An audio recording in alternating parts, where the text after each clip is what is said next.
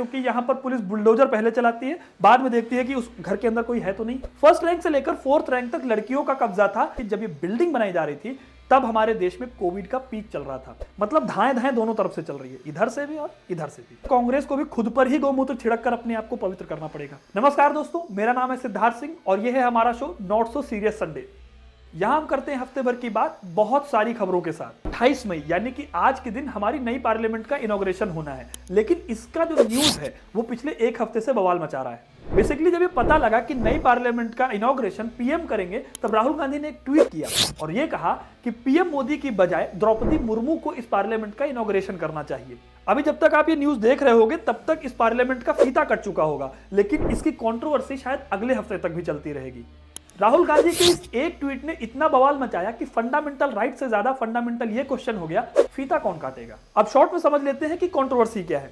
एक तरफ है बीजेपी जो ये कह रही है कि क्योंकि प्राइम मिनिस्टर जो होता है वो सरकार का चीफ होता है, इस वजह से फीता काटने का पूरा राइट उनके पास है। अच्छा, हमको सिखा दिया है। दूसरी तरफ है कांग्रेस जो ये कह रही है कि हमारा संविधान कहता है कि यूनियन के लिए एक पार्लियामेंट होगी जिसके 3 पार्ट होंगे, पहला प्रेसिडेंट, दूसरा लोकसभा और तीसरा राज्यसभा। इसी वजह से प्रेसिडेंट के पास ये राइट है कि वो इसका फीता काटेंगे। इसको लेके कंट्रोवर्सी इतनी बढ़ गई है कि पूरा अपोजिशन एक नहीं हुआ है, 2 हिस्सों में बट गया है। एक तरफ 16 पार्टियां हैं जो इनके साथ हैं, दूसरी तरफ 22 पार्टियां हैं जो इनके साथ हैं। लेकिन मैटर क्या सिर्फ इतना ही है या फिर इसमें कोई और भी पॉलिटिक्स है जो खेली जा रही है? और इस पार्लियामेंट का विनायक दामोदर सावरकर से भी कोई कनेक्शन है क्या? कुछ तो गड़बड़ है दया। तो देखो, मसला डेट को लेकर भी है। बेसिकली 28 मई को होता है विनायक दामोदर सावरकर का जन्मदिन और बीजेपी इनको कहती है वीर, तो वहीं कांग्रेस इनको कहती है माफी वीर। इसी वजह से पूरी पॉलिटिक्स खेली जा रही है, क्योंकि बीजेपी एक एग्जांपल सेट करना चाहती है। ठीक वैसे ही जैसे 5 अगस्त को जम्मू कश्मीर से 370 हटाने के बाद 5 अगस्त को ही राम मंदिर का शिलान्यास करके बीजेपी ने एक एग्जांपल दिया। अब बीजेपी कहीं ना कहीं सावरकर को सम्मान देना चाहती है और कांग्रेस से यह बात डाइजेस्ट नहीं हो पा रही है। सीधी सीधी बात यह है कि अगले साल चुनाव है और माहौल सेट करने की पूरी तैयारी है। बेरोजगारी और महंगाई पर कोई बात करना चाहता नहीं है और इसीलिए सारे मिलके हमको पागल बना रहे हैं। वैसे पार्लियामेंट को लेकर कई सारे आर्गुमेंट अभी भी दिए जा रहे हैं, लेकिन पहले जान लेते हैं कि नया पार्लियामेंट बनाया क्यों गया।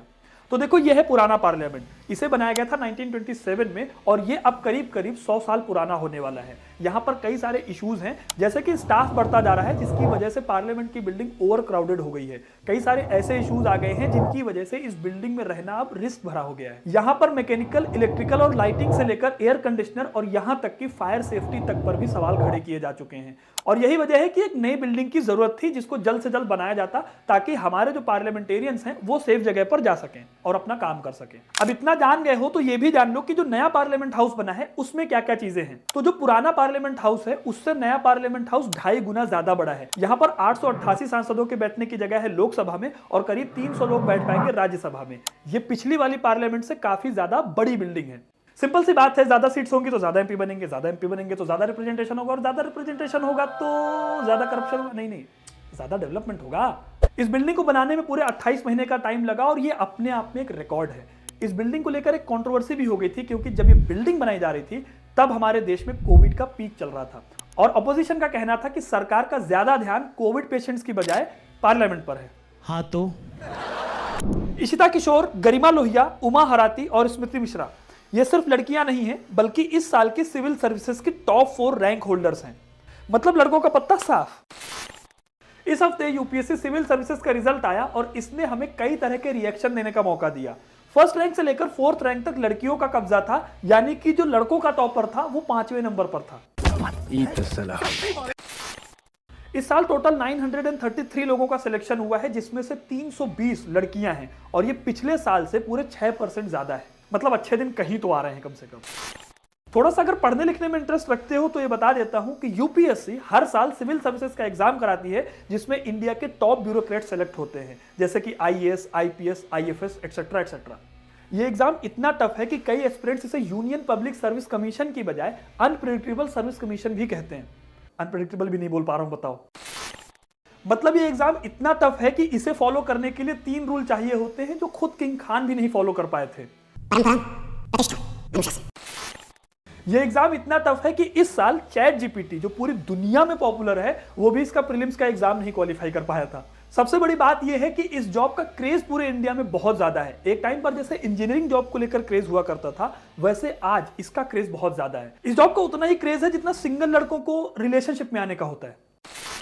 वैसे इस बार सिर्फ लड़कियों ने खूंटा नहीं गाड़ा है, कई ऐसे इंस्पिरेशनल और मोटिवेशनल स्टोरीज भी आई हैं जिनको जानकर आप कम से कम अपना फोन जो है वो टाइम पर रख के सुबह टाइम पर उठ पाओगे। यह है सूरज तिवारी, जो कि मैनपुरी के रहने वाले हैं। एक ट्रेन एक्सीडेंट में इन्होंने अपना एक हाथ और दोनों पैर खो दिए थे, लेकिन इन्होंने हारने की बजाय अपने चैलेंजेस को हराने में बिलीव किया और ये जो दुनिया का टफेस्ट एग्जाम है उसको क्रैक कर लिया।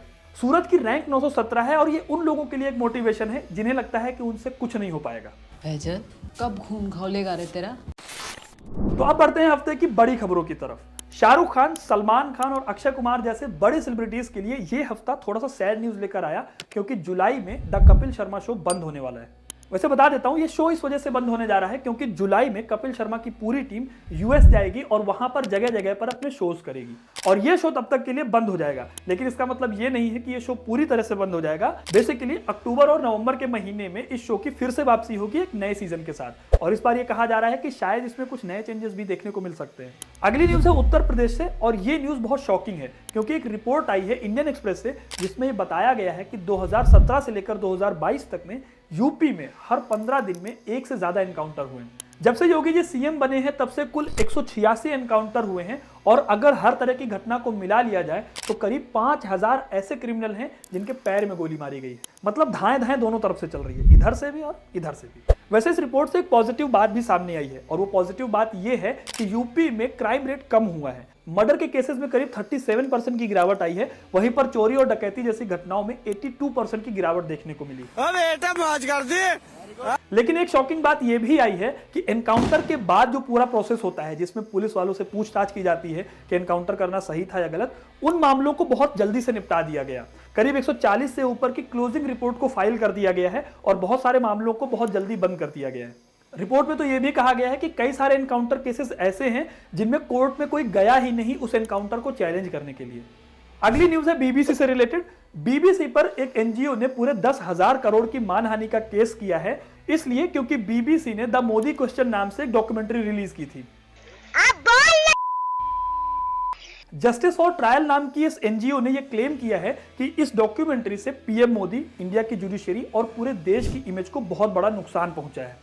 अब ये तो आपको पता ही होगा कि जनवरी में डॉक्यूमेंट्री रिलीज की गई थी जिसमें गुजरात राइट्स पर चर्चा की गई थी, और सुप्रीम कोर्ट ने इस डॉक्यूमेंट्री को बैन कर दिया था क्योंकि पूरे देश में इसको लेकर बवाल मच गया था। लेकिन इंडिया के लोगों को ये बैन वगैरह समझ में नहीं आता है। जैसे इस पर बैन लगा, इन्होंने टेलीग्राम से डाउनलोड करके पिक्चर देख ली। कितने तेजस्वी लोग हैं हमारे पास, कितने शानदार विचार रखते हैं जी। सबसे बड़ी बात यह है कि प्राइम मिनिस्टर अभी थोड़े दिन पहले ही ऑस्ट्रेलिया गए थे और ऑस्ट्रेलिया की पार्लियामेंट में भी ये डॉक्यूमेंट्री चलाई गई थी। अब इंडिया में ये बैन सही है या गलत है, इसे आप कमेंट करके बता सकते हो, हमको पॉलिटिक्स में नहीं पढ़ना भाई। अगली खबर है इंडिया के फॉरेन इन्वेस्टमेंट से रिलेटेड। बेसिकली इंडिया में जो एफडीआई है वो पिछले 10 सालों में सबसे ज्यादा गिरा है।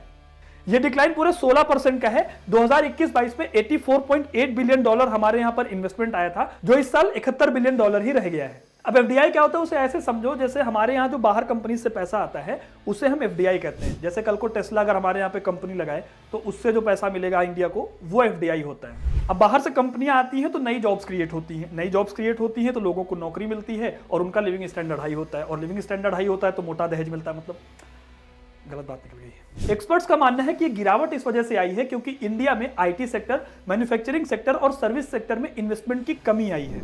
लेकिन पिक्चर सिर्फ इतनी नहीं है, आगे की बात और सुन लो। ऐसे सेक्टर्स भी हैं जहां पर ग्रोथ देखने को मिली है, जैसे कि trading, pharma sector, chemical sector, और सबसे बड़ी बात है सेमीकंडक्टर चिप के सेक्टर में भी हमें ग्रोथ देखने को मिली है। इंडिया बहुत टाइम से कोशिश कर रहा है इस इंडस्ट्री में अपनी ग्रोथ के लिए, जो इस साल की रिजल्ट के हिसाब से पॉजिटिव है। ये न्यूज थोड़ी सैड है क्योंकि नामीबिया से जो चीता इंडिया में आए थे उनके कई बच्चों की मौत हो चुकी है, और जब तक हम ये वीडियो रिकॉर्ड कर रहे हैं तब तक सिर्फ एक बच्चा जिंदा बचा हुआ है और उसकी भी हालत बहुत सीरियस है। करीब 2 महीने पहले ज्वाला नाम की चीता से 4 बच्चे पैदा हुए थे, जिसमें से पहले बच्चे की मौत 23 मई को हो गई और उसके तुरंत बाद 2 बच्चों की और मौत हो गई। लेकिन यहाँ पर सवाल ये है कि इन बच्चों की मौत आखिर हो क्यों रही है। तो जो सबसे पहला रीजन दिया जा रहा है वो ये दिया जा रहा है कि ये बच्चे पहले से ही कमजोर थे, और सबसे बड़ी बात ये है कि 23 मई को बहुत ज्यादा गर्मी पड़ी जिसमें ये लोग सर्वाइव नहीं कर पाए और इनकी डेथ हो गई। लेकिन एक्सपर्ट्स इसके लिए कुछ दूसरे रीजंस भी देते हैं। बेसिकली कुछ एक्सपर्ट्स का कहना है कि इंडिया में इन चीतास को प्रोटेक्ट करने के लिए फेंसिंग नहीं की गई। प्रॉपर फेंसिंग बहुत जरूरी होती है जब कोई जानवर बाहर से लाया जाता है, ताकि उनके लिए प्रोटेक्टेड एनवायरनमेंट क्रिएट किया जा सके जहां पर वो मीटिंग भी कर सके। उसके बाद उनको अगर शिकार से रिलेटेड कोई चीज चाहिए तो वो वहां पर प्रोवाइड की जा सके और कोई दूसरा जानवर उन पर अटैक ना कर सके। ऐसा नहीं है कि यहां पर ये किया नहीं गया, लेकिन ये जो फेंसिंग की चीजें थी इनमें कहीं ना कहीं थोड़ी लापरवाही रह गई, जिसकी वजह से भी माना जा रहा है कि इन चीतास की डेथ हुई है। ये खबर बंगाल से है, जहां पर 34,000 किलो का एक्सप्लोजिव पकड़ा गया है, जिसके बाद पूरे स्टेट में पुलिस तलाशी ले रही है। इस मामले में अभी तक 100 से ज्यादा लोग अरेस्ट किए जा चुके हैं। बेसिकली बंगाल में ये देखा गया है कि यहाँ पर अवैध तरीके से पटाखे बनाने की कई फैक्ट्रीज चल रही हैं, जिसकी वजह से पिछले कुछ दिनों में कई सारी फैक्ट्रीज में ब्लास्ट के मामले भी सामने आए। इसके बाद पुलिस हाई अलर्ट पर आई और उन्होंने कई जगहों पर छापे मारने शुरू किए, तब जाकर इन्हें इतना बड़ा जखीरा मिला है विस्फोटक पदार्थों का। अभी तक कुल 100 लोगों को गिरफ्तार किया जा चुका है और 150 से करीब एफआईआर दर्ज की जा चुकी हैं। अब आगे इस मामले में क्या नया डेवलपमेंट होता है ये देखने वाली बात होगी, लेकिन फिलहाल 15 से भी ज्यादा लोगों की मौत हो चुकी है अलग अलग जगहों पर विस्फोट की वजह से। अब बढ़ते हैं हफ्ते की सबसे बकवास खबरों की तरफ। उत्तर प्रदेश के कानपुर में एक एफआईआर दर्ज की गई एक्सटॉर्शन के मामले में, और ये एक्सटॉर्शन का आरोप किस पर लगा? एक 100 साल की महिला पर, जो देखना और सुनना तो छोड़ो, चल भी नहीं सकती ढंग से।